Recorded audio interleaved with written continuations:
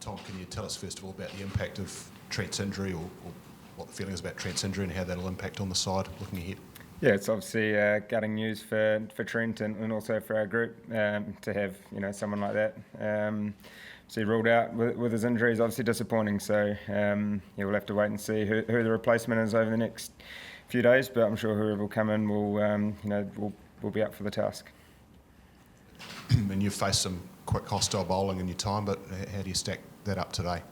Yeah, it was pretty relentless. It was fair play to Australia the way they bowled. They as I said, they were relentless and didn't really let us have anything, unfortunately. But that's Test cricket, and we expect that from the Australian side. It's what we came to expect, but the way they executed was spot on from a bowling point of view, and unfortunately we didn't quite handle it the way we would have wanted today.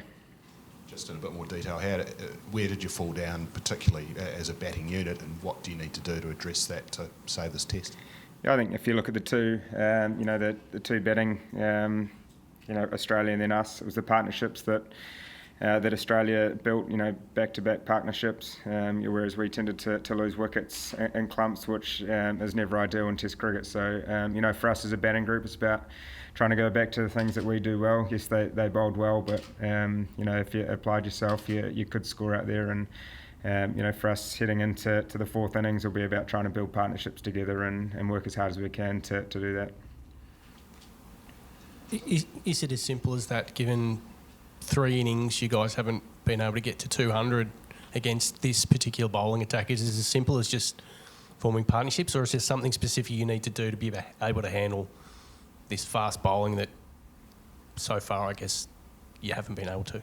Yeah, I think individually it comes down to guys' plans and how they look to play all those bowlers. And for me, I've got my way, and I go about how I go about things, and other guys have a slightly different method. So for us, it's about trying to narrow that down and trying to stick to that for long periods of time. And we've talked about as a batting group that they've got 3 fast bowlers and a spinner. So if we can keep them coming back for spell after spell, then hopefully we can get a few overs in their legs. But unfortunately, on this tour so far, we haven't quite nailed that yet as a batting group. But we've got another chance in the second innings, and hopefully we can do that. About those plans, Tom, it looked like a lot of batsmen were getting out caught in the crease. Is it just a case of not being used to the zip of the surface you get here in Australia? And would you want the footwork to be more positive maybe in the second innings? Yeah, I guess you can look at it that way. As I said, the biggest thing is about trying to narrow down plans and guys trying to stick to that. And the wicket today, it did do a little bit off the wicket, which it did that last night, but it probably did a little bit more this morning. So that you do have the tendency not to quite move as well. But unfortunately, we couldn't quite get through. Get through a few spells today, but as I said, we've got another chance, another opportunity in the fourth innings, and hopefully we can try to rectify things. Tom, there was some fairly pointed criticism of the team from Brendan McCullum during the first innings when the side was bowling, and he had a chat to Kane this morning. Is there, you as a group, I suppose, getting around Kane and having a bit of a discussion about that? And I suppose, did you see what that criticism was like? No, I'm not really sure what was said, but I think Kane's a fantastic captain. He's got a lot of experience under his belt, and obviously the leadership under Brendan as well.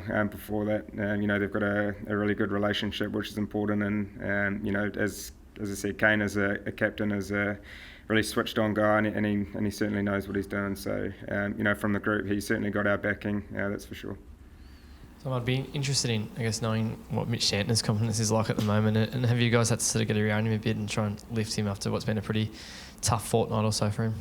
Yeah, I think that's one of the good things about our group. We're quite a tight group, and throughout a cricket team or a cricket game, some guys will struggle a little bit, and I'm sure Mitch would want to contribute more, but that's cricket, and he's certainly got the backing from us. We know what a quality player he is, and I'm sure in time that things will come.